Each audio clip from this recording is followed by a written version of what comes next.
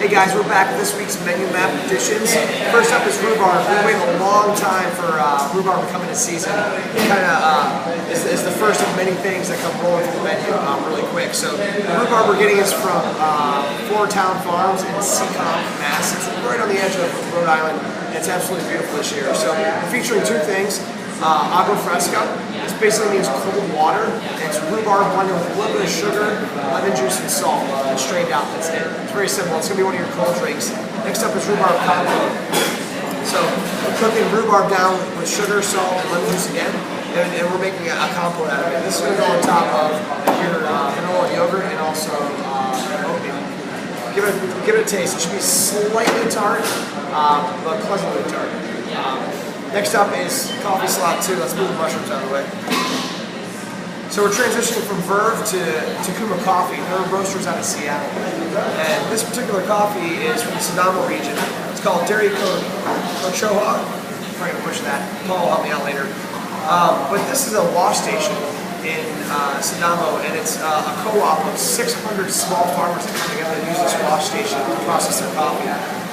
They process about 2 tractor-trailer loads of coffee a year, over 600 farms. That's pretty crazy.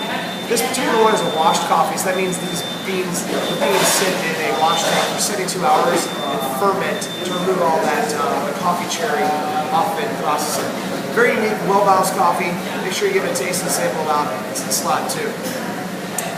Next up, I'm really excited about this guy. This is from Rhode Island Mushroom Company.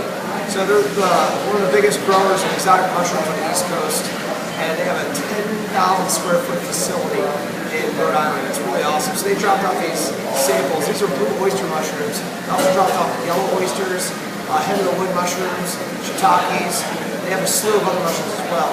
It's something we haven't really featured or developed a great relationship with in the last couple of years, so I'm really excited about this one. So we're looking for sandwich ideas with mushrooms. In particular, blue oysters or golden oyster mushrooms. So these things kind of peel off in little pieces. They can be roasted or fried. We had some ideas of soaking them in buttermilk and tossing them in a batter of cornmeal or something to that sort, making a sandwich out of this. So really, really awesome. If you got any ideas, shoot me a note, let me know. I'm looking to develop a sandwich over the next couple of weeks featuring the mushrooms. Now last up, I want to give you guys an update on pita. So we did our first full run batch yesterday, which was about 70 pounds worth of dough and about 4 hours of baking. So it was pretty neat. We got to see the oven going in full steam. We baked about 1,500 pitas an hour, and we also got to go through some of the tasks of bagging and wrapping up the bread. And we wanted to see how long it lasted and held up. And the recipe's coming really robust. It's really awesome. Some of the locations are actually testing these today on breakfast sandwiches. So we came out with mini bread, and you just rip it open. It's just really nice. It's got really soft, curly pocket in there, and the texture and the flavor of the pita is awesome. So we're going to further develop this and introduce local grains into this and develop a baking team. So if you have anybody that's interested in baking, or if you guys want to bake, let me know. We're looking to build a team back here and get this online in the next week or two. Thanks a lot, guys. We'll see you next week.